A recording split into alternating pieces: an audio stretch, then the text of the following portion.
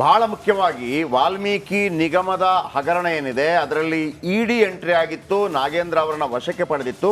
ಇದೀಗ ಕಾಂಗ್ರೆಸ್ ಇಡಿ ವಿರುದ್ಧ ಕಾಂಗ್ರೆಸ್ ಶಾಸಕರ ಬೃಹತ್ ಪ್ರತಿಭಟನೆ ಶುರುವಾಗಿದೆ. ಅಂದರೆ ನಮ್ಮ ದೊಡ್ಡವರ ಹೆಸರುಗಳನ್ನು ಹೇಳಿಸುವಂಥ ಪ್ರಯತ್ನಗಳಾಗ್ತಾ ಇದೆ.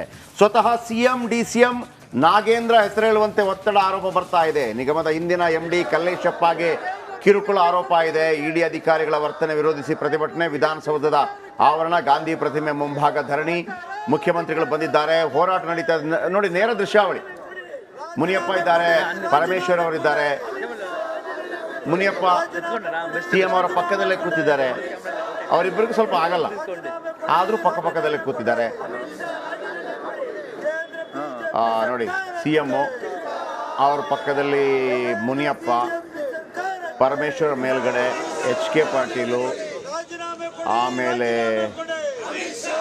ಅಶೋಕ್ ಪಟ್ಟಣ್, ಆಮೇಲೆ ಬಸವರಾಜ ರಾಯರೆಡ್ಡಿ. ಎಲ್ಲ ಕಾಂಗ್ರೆಸ್ಸಿಗರು ಬಂದಿದ್ದಾರೆ. ಇವರೊಂದು ಉಲ್ಟಾ ಅದಕ್ಕೆ. ಅಂದರೆ ಇಲ್ಲಿ ಏನಾಗ್ತಿದೆ, ಭಾಳ ಮುಖ್ಯವಾಗಿ ಸಿದ್ದರಾಮಯ್ಯನವ್ರನ್ನ ಶತಾಯಗತಾಯ ಟಾರ್ಗೆಟ್ ಮಾಡಲೇಬೇಕು ಅನ್ನೋಂಥದ್ದು ನಾವು ನಿನ್ನೆ ಹೇಳ್ತಾ ಇದ್ವಿ. ಈ ಥರ ಆಗ್ಬಿಟ್ರೆ ಸಿದ್ದರಾಮಯ್ಯನವ್ರಿಗೆ ಒಂದು ಕಳಂಕ ತಪ್ಪಿದ್ದಲ್ಲ. ಅವರ ಬದಲಿಗೆ ಮಲ್ಲಿಕಾರ್ಜುನ ಖರ್ಗೆ ಕೂಡ ಬರ್ತಾರೆ ಅನ್ನುವಂಥ ಮಾತುಗಳು ಕೂಡ ರಾಜಕೀಯ ಪಡಸಾಲೆಯಲ್ಲಿ ಕೇಳಿ ಬಂದಿತ್ತು. ಎಲ್ಲ ರಾಜಕೀಯ ಎಲ್ಲರೂ ಬಂದಿದ್ದಾರೆ. ಬಹುತೇಕ ಎಲ್ಲರೂ ಬಂದಿದ್ದಾರೆ. ಬಹುತೇಕ ಎಲ್ಲ ನಾಯಕರುಗಳು. ಉಮಾಶ್ರೀ ಇದ್ದಾರೆ, ಐವಾನ್ ಡಿಸೋಜಾ, ಅಶೋಕ್ ಪಟ್ಟಣ್,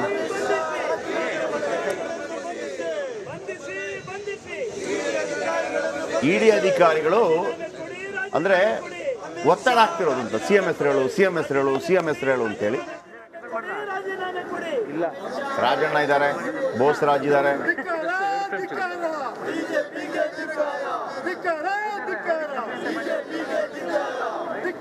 ಎಲ್ಲ ನಾಯಕರುಗಳು ಬಂದಿದ್ದಾರೆ. ಇದು ಗಾಂಧಿ ಪ್ರತಿಮೆ ವಿಧಾನಸೌಧ ಮತ್ತು ವಿಕಾಸ್ ಸೌಧದ ನಡುವಲ್ಲಿ ಬಹಳ ಅದ್ಭುತವಾದಂಥ ಒಂದು ಗಾಂಧಿ ಪ್ರತಿಮೆ. ಎಲ್ಲೂ ಕೂಡ ಇದು ರೋಡ್ ಸೈಡ್ಗೂ ಪ್ರಾಬ್ಲಮ್ ಆಗಲ್ಲ. ಯಾಕೆಂದರೆ ಲೋಕಸಭೆಯಲ್ಲೂ ಕೂಡ ಅಲ್ಲೊಂದು ಗಾಂಧಿ ಪ್ರತಿಮೆ ಅಂತಿದೆ, ಅಲ್ಲಿ ಪ್ರೊಟೆಸ್ಟ್ ಮಾಡ್ತಾರೆ. ಸಾಧಾರಣವಾಗಿ ಗಾಂಧಿ ನಮಗೆ ಈ ಥರ ಸತ್ಯಾಗ್ರಹವನ್ನು ಕಲಿಸ್ಕೊಟ್ಟವರು ಅಂತ ಕಾರಣಕ್ಕಾಗಿ ಗಾಂಧಿ ಪ್ರತಿಮೆ ಮುಂದೆ ಮಾಡೋದು. ಎಂ ಜಿ ರೋಡಲ್ಲಿ ಕೂಡ ಒಂದು ಗಾಂಧಿ ಪ್ರತಿಮೆ ಇದೆ, ಆದರೆ ಅದು ಎಲ್ಲಿದೆ ಅಂತ ಗೊತ್ತು. ನೋಡಿದ್ರೆ ನೀವು ಎಂ ಜಿ ರೋಡಲ್ಲಿ ಒಳಗಿದೆ ಸಣ್ಣ ಒಂದು ಪ್ರತಿಮೆ ಎಂ ಜಿ ರೋಡಲ್ಲಿ. ಆಮೇಲೆ ಇಲ್ಲೊಂದು ಬರುತ್ತೆ ನೋಡಿ, ಆನಂದರಾವ್ ಸರ್ಕಲ್, ಅಲ್ಲಿ ಕೂಡ ಒಂದು ಗಾಂಧಿ ಪ್ರತಿಮೆ ಇದೆ. ಇದೊಂದು ಗಾಂಧಿ ಪ್ರತಿಮೆ. ಬನ್ನಿ, ಮುನಿಯಪ್ಪ ಅವರನ್ನ ಮಾತಾಡಿಸಿದ್ದಾರೆ ನಮ್ಮ ರಿಪೋರ್ಟರ್. ಏನು ಹೇಳಿದ್ದಾರೆ ಕೇಳಿಸ್ಕೊಳ್ಳೋಣ ಮಕ್ಕಳಿಗೆ.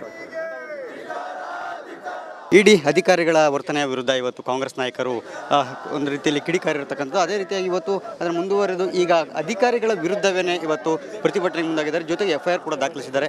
ಈ ಕುರಿತಂತೆ ಕಾಂಗ್ರೆಸ್ ನಾಯಕರ ನಿಲುವಿನ ಬಗ್ಗೆ ಮಾತಾಡೋದಕ್ಕೆ ನಮ್ಮ ಜೊತೆ ಸಚಿವರಾದಂತಹ ಹಿರಿಯರಾದಂತಹ ಮುನಿಯಪ್ಪ ಅವರಿದ್ದಾರೆ. ಬನ್ನಿ ಮಾತಾಡ್ಸೋಣ. ಸರ್, ಇವತ್ತಿನ ಈ ನಿರ್ಧಾರ ಇಡೀ ಕ್ಯಾಬಿನೆಟ್ನ ನಿರ್ಧಾರ ಆಗಿತ್ತು ಸರ್ ಇದು? ಹೌದು, ಇದು ಸರ್ಕಾರದ ಮೇಲೆ, ಒಬ್ಬ ಮುಖ್ಯಮಂತ್ರಿ ಮೇಲೆ ಈ ರೀತಿ ಹುನ್ನಾರ ಮಾಡಿ ಅವರ ಹೆಸರನ್ನ ಹೇಳಿ ಅಂತೇಳಿ ಅಧಿಕಾರಿಗಳಿಗೆ ಒತ್ತಡ ತಂದಿರೋದ್ರಿಂದ ಇಡೀ ಕ್ಯಾಬಿನೆಟ್ಟು, ಇಡೀ ಕಾಂಗ್ರೆಸ್ ಪಾರ್ಟಿ, ಎಲ್ಲ ಶಾಸಕರು ಒಟ್ಟಾರೆ ಕೂಡ ಇದನ್ನು ಖಂಡನೆ ಮಾಡ್ತೀವಿ. ಇದಾಗಬಾರ್ದು. ಪ್ರಜಾಪ್ರಭುತ್ವ ವ್ಯವಸ್ಥೆಯಲ್ಲಿ ಕೇಂದ್ರ ಸರ್ಕಾರ, ರಾಜ್ಯ ಸರ್ಕಾರಗಳು ಯಾವುದೇ ಇರಲಿ ಅದನ್ನು ರಕ್ಷಣೆ ಮಾಡಬೇಕೆ ಬಿಟ್ಟರೆ ಅವನ್ನ ತೆಗೆಯುವಂಥ ಕೆಲಸ ಮಾಡ್ತಾರೆ, ಅದು ಖಂಡನೀಯ.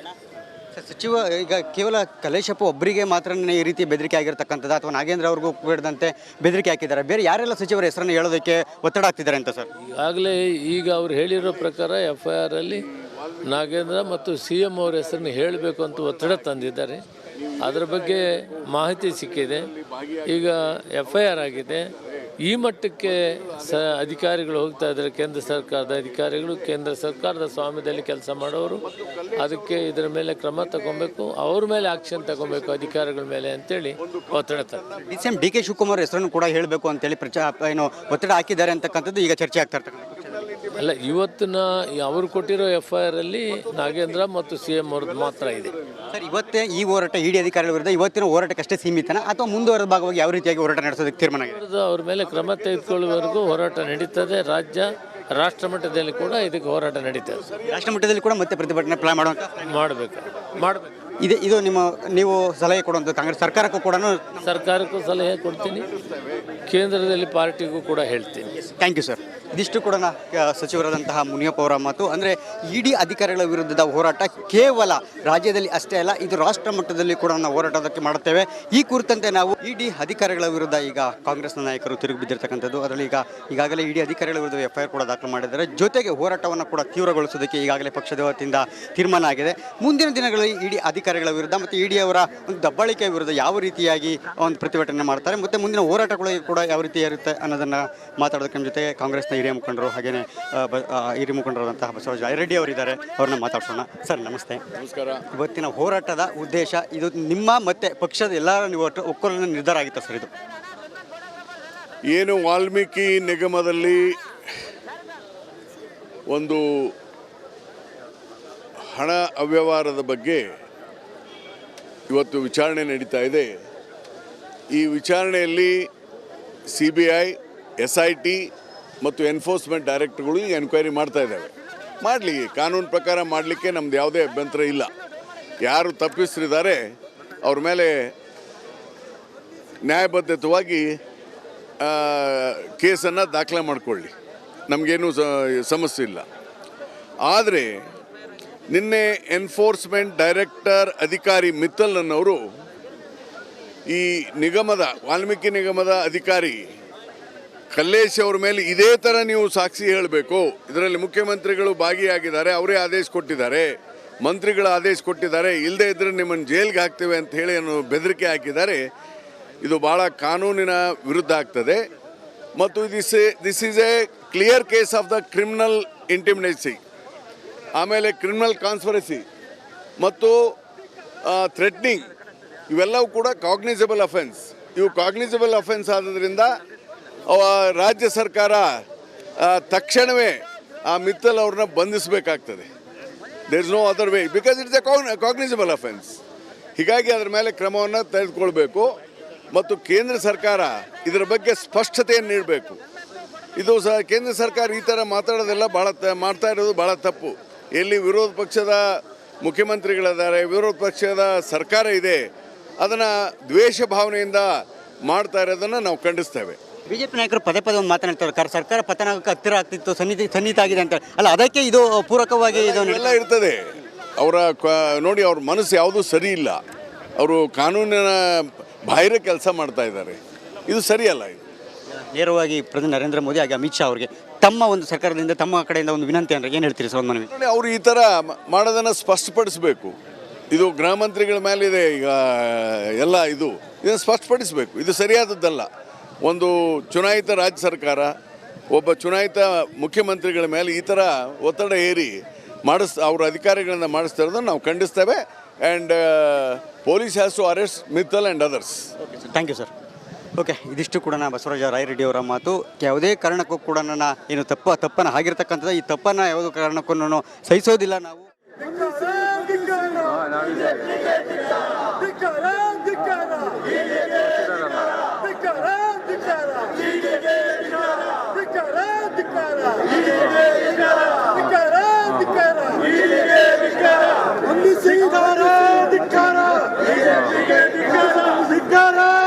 ಫೋನ್ ಮಾಡಬೇಡ, ಇಂಜೆಕ್ಷನ್ ಫೋನ್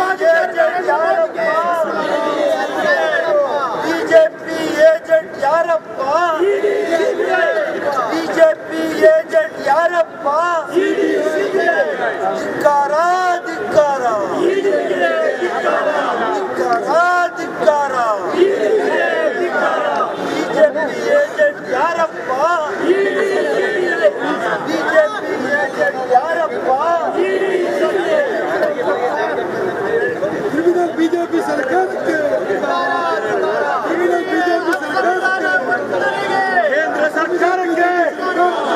ಕೇಂದ್ರ ಸರ್ಕಾರಕ್ಕೆ ಬಿಜೆಪಿ ನೇತೃತ್ವದ ಕೇಂದ್ರ ಸರ್ಕಾರಕ್ಕೆ ಬಿಜೆಪಿ ನೇತೃತ್ವದ ಕೇಂದ್ರ ಸರ್ಕಾರಕ್ಕೆ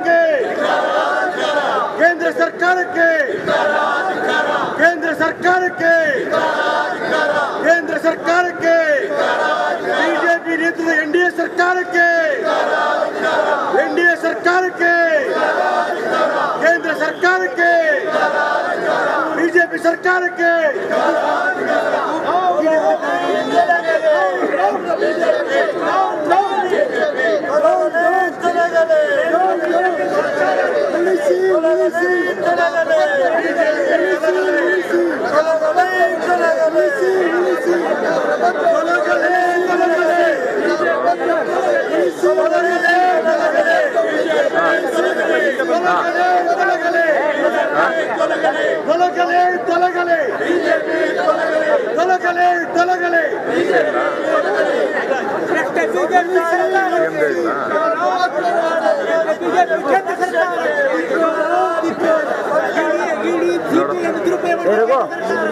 ಸಾಕಲ್ವಾ?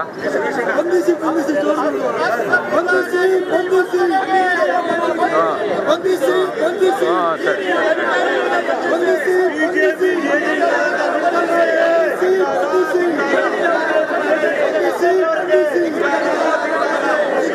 ಏಜೆಂಟ್ ಮಂಡಲ್ಗೆ